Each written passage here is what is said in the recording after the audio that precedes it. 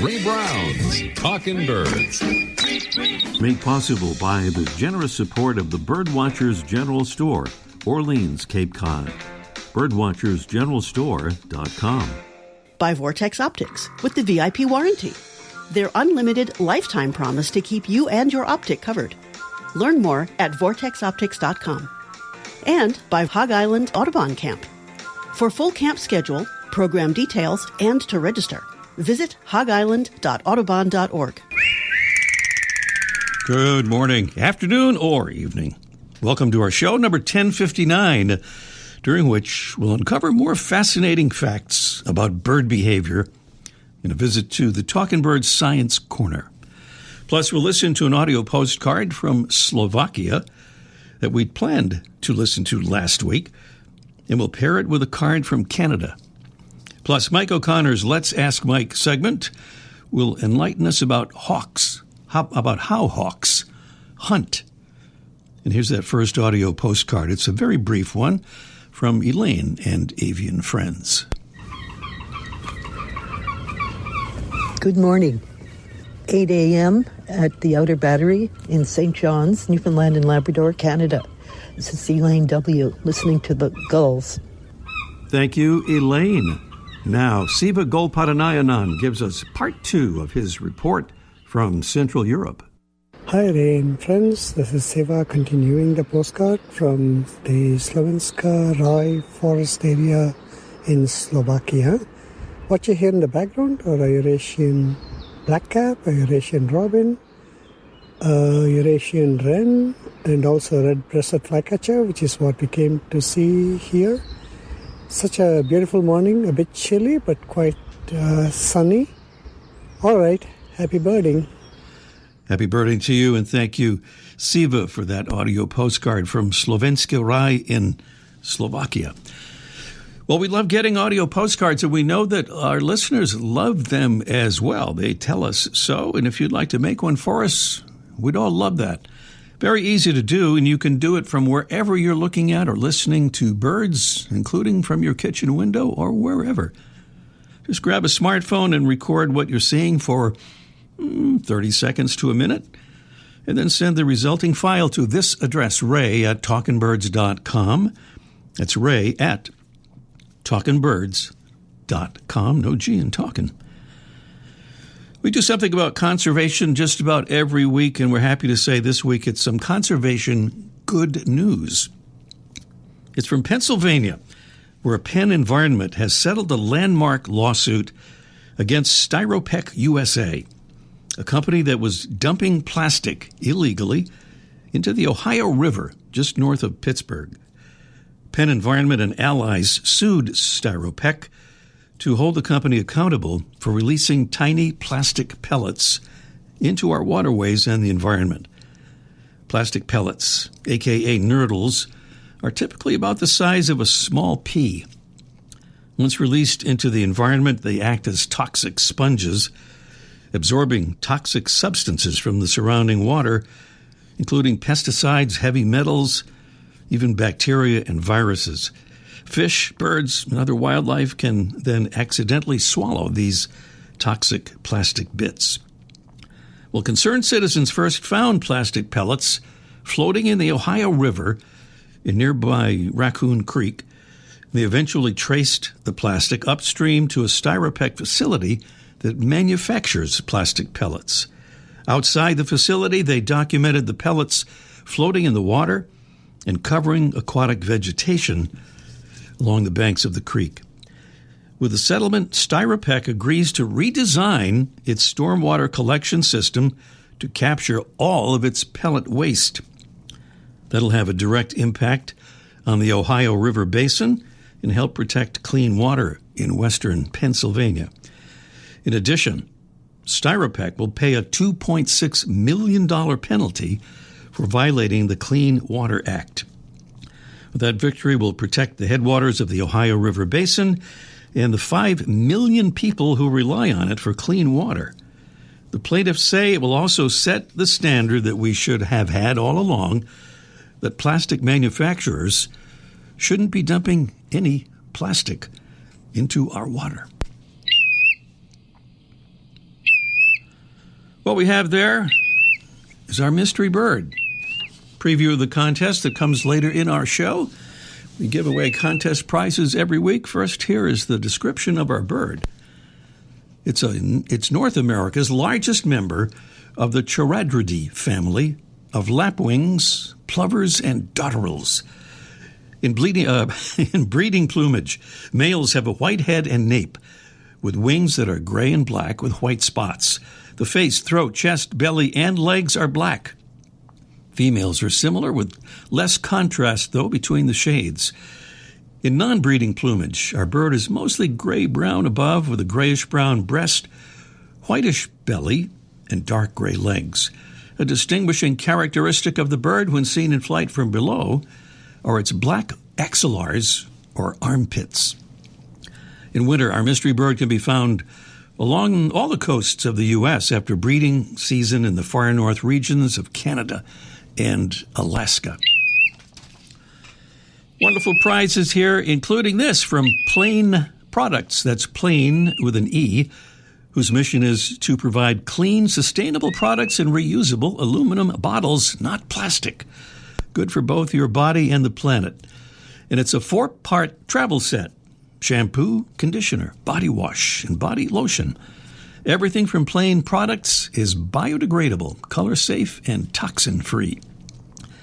And a 1-year subscription to the great birding magazine BWD, founded in 1978 as Birdwatcher's Digest, now back and bigger and better than ever, with each large format issue packed with beautiful photographs and illustrations and in-depth articles by renowned experts like Julie Zickafoos and many others on topics ranging from backyard birds to birding abroad. Information there and clues about our mystery bird and the contest coming along just a little bit later on in our show. Right now, it's a royal salute.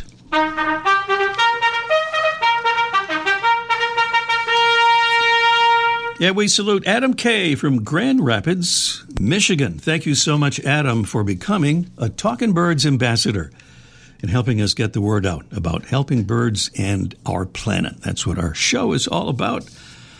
We try to remember the words of Henry David Thoreau, who asked, "What is the good of a house if you haven't got a tolerable planet to put it on?" That's why we say our show is about birds and conservation. Without conserving and protecting our planet, birds will disappear, and ultimately so will, yes, people. Meanwhile, something happened on Friday, October 10th, that brought home in dramatic fashion the threats to bird survival. On that day, the International Union for Conservation of Nature officially declared the slender-billed curlew extinct, marking the first known global extinction of a formerly widespread migratory bird species whose range included mainland Europe, North Africa, and West Asia. Well, news like that makes creating awareness of the plight of birds all the more important, and that's why in our small way we want to help spread awareness to as many folks as we can. And that's why we invite Talkin' Birds listeners to help us out by becoming Talkin' Birds ambassadors. When you sign up to become an ambassador, we'll send you a little batch of info cards about the show, and you, at your convenience, hand them out to friends and neighbors, fellow birders, nature lovers, maybe to folks who don't know much about birds but might like to learn and then help the cause of birds in our natural world when they do. We're on a special push right now to welcome more Talkin' Birds listeners into our ambassadors family.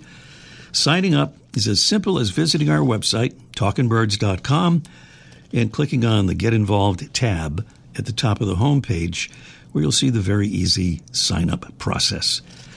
And here's another Talkin' Birds ambassador with her thoughts about being one. My name is Susan Tomei Barrett, and I'm calling from Orlando, Florida.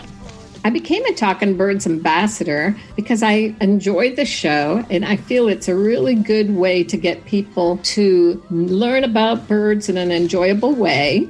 The more people know about birds, the more they're encouraged to participate in conservation and protection of birds. So what I enjoy about being a Talkin' Birds ambassador as I like to be able to share with other people a good way to enjoy birds in another manner besides going out into the field. I would encourage listeners to become a Talkin' Birds ambassador because it's a great way to share your love of birds with other people. A great way to share your love of birds with other people. Thank you so much. Yes, indeed, Susan.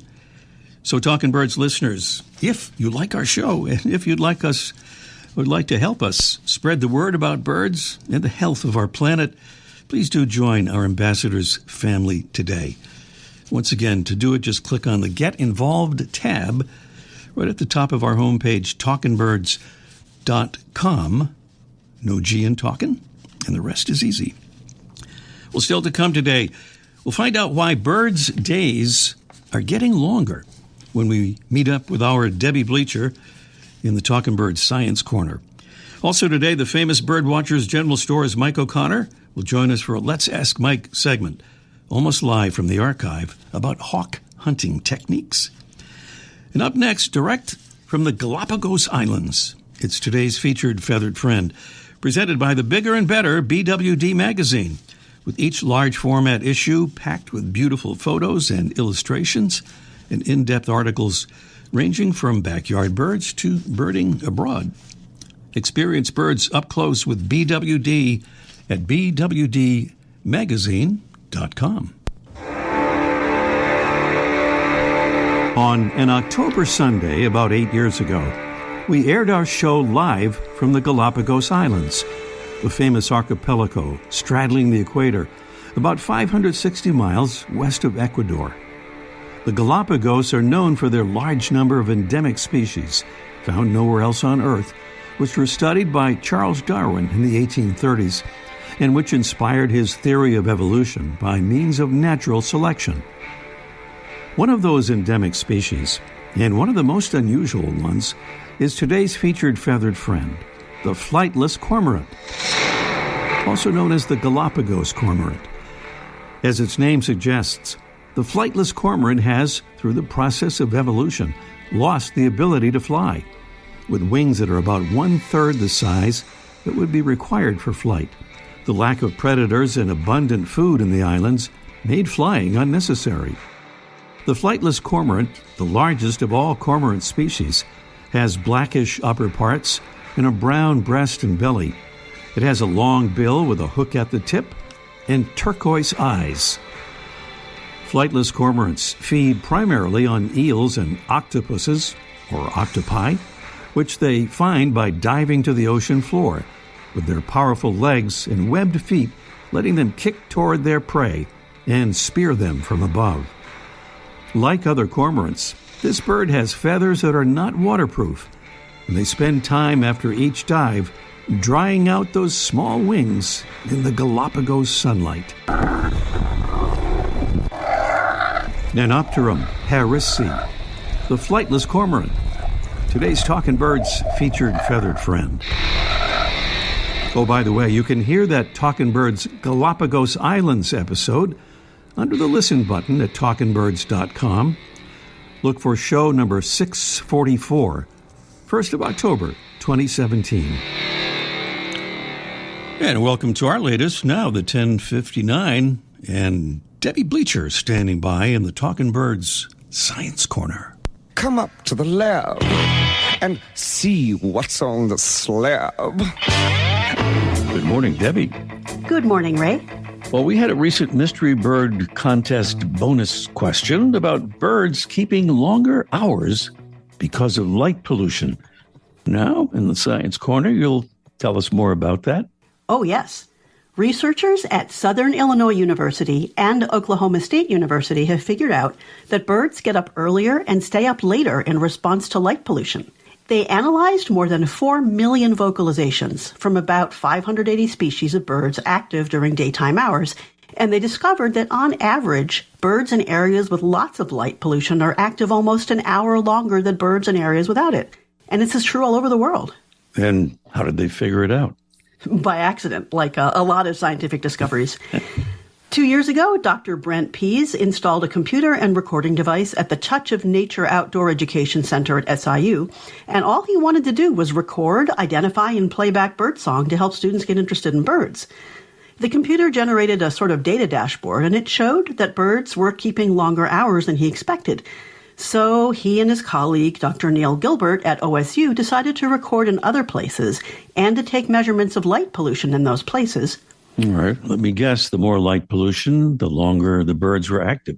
Exactly. But before we go further into this, I just want to geek out for a minute about the gear they used for this research. All right. They used bird weather recording devices connected to the Cornell Labs BirdNet database. All right. BirdNet, I know, using AI to identify bird songs. Folks use it as part of the Merlin Bird ID, but what's a bird weather? It's a microphone that acts kind of like a trail camera. So a trail camera stays on 24/7, and it records images when it senses heat from animals. A bird weather senses and records sounds in pretty much the same way. What's great about these devices is that they work on their own, so you don't need a crew of people with them scaring away the wildlife. Got it. So what I like about this setup is that this research team didn't have to invent any new equipment. They just used a computer and a recorder that they could buy off the shelf. To measure light pollution, they used infrared imaging satellite data. Again, nothing they had to invent. And speaking as a former lab scientist, I like research you can do without months of trial and error just getting your gear to work. I can appreciate that. So back to the study. How much more time are birds spending in an active way? On average, about 50 minutes a day. Okay, so what does this research mean for birds? I'll answer that in two parts. First, not all birds seem to be affected equally by light. Pease and Gilbert have found that birds with large eyes in proportion to their bodies are affected the most. And I guess that's because they have a lot of photoreceptors. The mechanisms that register light, right? Yeah.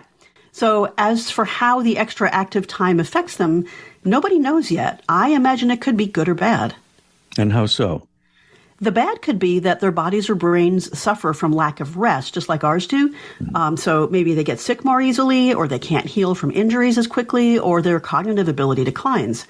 But the good could be that they have more time to find food, even as sources decline because of climate change. Or maybe they mate more often and they raise more young. Or maybe they spend more time feeding their young, so they grow up stronger. I can envision all those scenarios, but I guess we'll have to wait and see. Yeah, this research will be interesting to follow. Where can we read more about it? The original paper is in the journal Science, but that has a hefty paywall. So I think the best way to find it is to do an internet search on the term light pollution and bird activity. Light pollution and bird activity. All right. Thanks, Debbie. You're welcome, Ray. Debbie Bleacher there in our Talking Bird Science Corner. That's 50 minutes longer per day. It's FIFTY. Thanks again for being with us, and it's our Mystery Bird Contest in just 1 minute. The flutter of a tail feather, the flash of a wing bar in mid-flight. You don't always have a lot of time to identify a bird in nature, let alone to appreciate its beauty. But with Vortex Optics, you'll have the power to bring every wild moment closer. When you choose Vortex, you're choosing to have a partner in the field as passionate about nature as you are. Whether you're spotting old friends on the backyard feeder or packing for a once-in-a-lifetime trip to add a few species to your life list, Vortex offers a full range of optics and optics accessories for every birder and every budget. And whether the birds are taking you to another state or another country, you're always covered by the Vortex VIP warranty, an unlimited lifetime promise to keep you and your optic covered. If you'd like to learn more, or if you need help choosing your next optic, give Vortex a call at 1-800-4VORTEX or visit vortexoptics.com. Here's our mystery bird. It's North America's largest member, he said, of the Chirodridae family of lapwings, plovers, and dotterels. In breeding plumage, males have a white head and nape with wings that are gray and black with white spots. The face, throat, chest, belly, and legs are black. Females are similar with less contrast between the shades. In non-breeding plumage, Our bird's mostly gray-brown above, a grayish-brown breast, whitish belly, and dark legs. And that distinguishing characteristic when seen from below in flight, those black axillars or armpits. In winter, our bird can be found along the coasts of the U.S., all of them after breeding season in the far north regions of Canada and Alaska. That's our mystery bird right there. And these are some beautiful prizes that we're proud to present from Plain Products. That's Plain with an E, whose mission is to provide clean, sustainable products in reusable aluminum bottles. It's a 4-part travel set: shampoo, conditioner, body wash, and body lotion. And a 1-year subscription to the great birding magazine BWD, filled with beautiful photographs and illustrations and in-depth articles. Prizes on our Mystery Bird contest. All you have to do is call us and tell us what that bird is.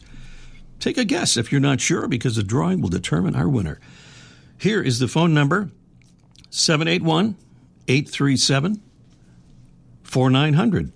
In case you missed that, here it is again, 781-837-4900. Meanwhile, we'll check in with Mike O'Connor. This is Almost Live from the Talkin' Birds archive. Let's ask Mike in just 1 minute. Hello, I'm Ed Begley Jr., and wherever you call home, the sounds of wildlife connect you with a greater family of life. That's why you shudder each time you see woods, marshes, meadows, or grasslands being destroyed. You know that countless birds and other wild animals are losing their homes, the greatest threat to their survival. Among the growing number of threats to wildlife, habitat loss is the most devastating. The Humane Society Wildlife Land Trust offers a humane solution, working with private landowners to protect habitat as permanent safe havens for wildlife. When you hear the familiar wild voices you love, remember, your voice is the one that can speak for wildlife and for the land they call home, ensuring that it stays forever wild. To learn more, to work with the Humane Society Wildlife Land Trust, visit wildlifelandtrust.org. Down to the famous Birdwatchers General Store, Cape Cod, Massachusetts, the home of Mike O'Connor and a lot of hunting hawks, apparently, as we're going to find out on today's episode here. Good morning, Mike. Hey, good morning, Ray. I just saw some photos of your little landscaping that, recreate the Talking Birds garden. And there was one picture, this guy in a stunning shirt. I don't know where he got it, but it was a really good-looking shirt. Yeah, I looked at that. I couldn't tell at first. I looked more closely, and it says Birdwatchers General Store. See, I knew I recognized it. It looked good. Yeah. It's a good-looking guy, too, by the way. That was our project, cleaning up the Talking Birds garden. We're going to have lots of photos on our website and Facebook page and maybe Instagram, too. So thanks for mentioning that. Sure. By the way, yesterday, one of our folks that was doing a part of our crew saw what she thought was a Cooper's hawk zip through the area where we were. It might have been a sharp shin. She wasn't sure, but it was apparently doing some hunting, and that's your topic here within the next 6 Right. I get calls once in a while, and or emails. I get an email from Scott out in California, and he has red-shouldered hawks out there, which is kind of strange because I thought that was an East Coast bird, but there's a little strip of a little population out there along the California coast and the West Coast, and the red-shouldered hawks are notoriously noisy. And Scott wanted to know where they're being noisy to startle prey into moving. They make their call. Because you know that red-shouldered hawks, maybe you can hear this, they're constantly chatting. He wanted to know, are they chatting to scare the prey so they can flush it and make it fly or scurry or whatever the case may be. And turns out, no, that's not the case. They talk, they communicate with each other. Sometimes the young birds are noisy. Sometimes the birds are upset about something, or it's a territory or a mating thing.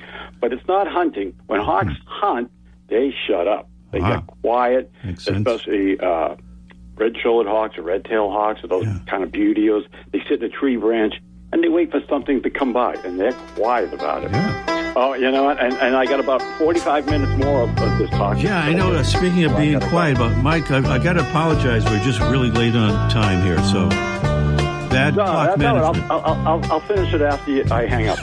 You got the point across anyway. Thank you, Mike. Okay. Mike O'Connor at the famous Birdwatchers General Store, and we'll hear the mystery bird just briefly one more time because we've heard it several times here.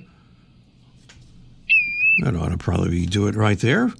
North America's largest member of the Charadridae family of lapwings, plovers, and dotterels. What is that bird? We have Dawn in Quincy, Massachusetts here. Good morning, Dawn. Good morning. Good morning. Well, I think it's my headphones. I couldn't quite hear you. I could hear you coming from my elbow. I don't know what was going on there. Anyway, we've got it. Good morning. So you've heard the clues and all that. What do you say on the mystery bird? I'd say black-bellied plover. You say the black-bellied plover is a good thing to say. It's a beautiful thing to say. It's a thing to say. As a matter of fact. The black-bellied plover, absolutely correct. Nice job on that. And thank you. It would appear that we have time for a bonus question here. If you get this, and we have a prize that we like, and a lot of people certainly like, and that's from Feather Friendly. It's a bird window protection kit to help prevent birds from crashing into your windows. And did I ask you if you wanted to do the bonus question? I would love to. All right. As we reported last week, an unusual new avian hybrid was discovered in Texas. A hybrid between a blue jay and a green jay. What do scientists say is the likely cause of these birds meeting up, which they normally don't do? Is it A, more bird feeders across the state? B, drought conditions causing the green jays to move farther north? Or C, climate change-related higher temperatures, allowing both species to expand their ranges? It would be one of those. What do you think? Which one would it be? Well, I was going to choose the drought. Yes. But I think I will go with expand the ranges of distance. Or whatever it was, or whatever. The climate change. The climate change. Is what you're leading up to there. I believe that is correct. Yeah. Another apparent climate change effect. So one of the scientists there, Brian Stokes, described this finding as one of the increasingly unexpected outcomes that arise when global warming, along with land development, converge to drive animal populations to new habitat ranges. So unpredictable interactions, and this time between a tropical species, really the green jay, and a temperate one, the blue jay. So it created sort of never-before-seen ecological communities. Pretty interesting. Very nice. All right, yeah. Well, anyway, Dawn, nice going on all counts there. If you'll stand by, we'll get your info and send all that nice stuff to you. All right. Thank you, Ray. Thank you. Thank you, Dawn, for correctly identifying in the first instance there our black-bellied plover, and then the right answer on our bonus quiz. That about wraps it up for our show. May we remind you one more time about becoming a Talking Birds ambassador and how we'd love you to become one. Just go to talkingbirds.com, click on the Get Involved tab to do it. Next week, tentatively scheduled, we'll talk with professor, activist, author, and self-described accidental ornithologist Trish O'Kane. She'll tell us about her new book on what birds can teach us about life, social change, and protecting the environment. Thanks to our amazing Talking Birds team, Debbie Bleacher, Freya McGregor, and our producing engineer. I'm Ray Brown, reminding you that you can enter next week's Mystery Bird contest no matter where you are on planet Earth if you listen live, easy to do, via the Listen tab at talkingbirds.com. Our show airs live on Sunday mornings at 9:30 Eastern. Thanks for listening, and see you next week. I like that. Ray Brown's Talking Birds. Made possible by the generous support of the Birdwatchers General Store, Orleans, Cape Cod. Birdwatchersgeneralstore.com. By Vortex Optics with the VIP warranty. Their unlimited lifetime promise to keep you and your optic covered. Learn more at vortexoptics.com. And by Hog Island Audubon Camp. For full camp schedule, program details, and to register, Visit hogisland.audubon.org.